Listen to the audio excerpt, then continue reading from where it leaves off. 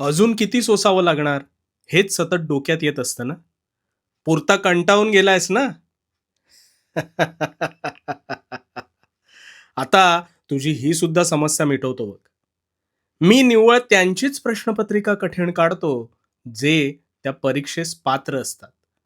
त्यामुळे तुझी प्रश्नपत्रिका जर तुला कठीण जात असेल तर तू त्या जीवन परीक्षेस पात्र आहेस म्हणूनच.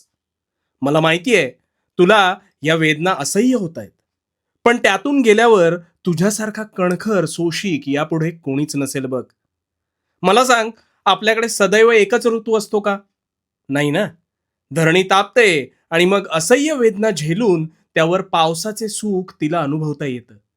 पण तिला सुद्धा ह्या यातना सहन केल्यावरच सुखाची खरी किंमत कळते बरं का. तसंच तुझ्या बाबतीत आहे.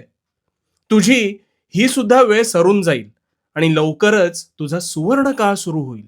कारण जसे ऋतुमान बदलते तशी तुझी परिस्थिती सुद्धा. आणि म्हणून परिस्थितीला पुसत बसू नकोस. काम करत राहा. आता का ते सांगतो. एक गोष्ट ऐक. एकदा दोन मित्रांना एका ठिकाणी हिऱ्याची खाण आहे असं कळलं.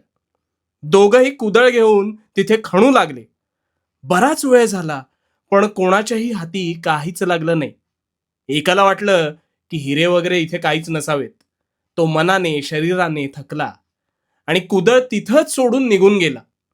पण दुसरा मात्र जिद्दी होता. तो घाम गाळत विश्वासाने तसाच खोदकाम करत राहिला आणि अचानक त्याची कुदळ एका ठिकाणी अडकली.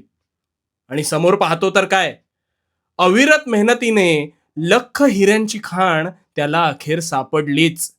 आणि त्याच्या प्रचंड मेहनतीचं आणि कष्टांचं अखेर चीज झालं. आता तुझी परिस्थिती काही वेगळी नाही. म्हणून झटत राहा, धडपडत राहा आणि तुझ्या लक्ष्यावर कायम काम करत राहा. कोणाला काय वाटेल याची पर्वा कधीच करू नकोस. कारण ही सुद्धा वेळ सरून जाईल. कारण भिवू नकोस. भिवू नकोस, मी तुझ्या पाठीशी आहे. भिवू नकोस, मी तुझ्या पाठीशी आहे.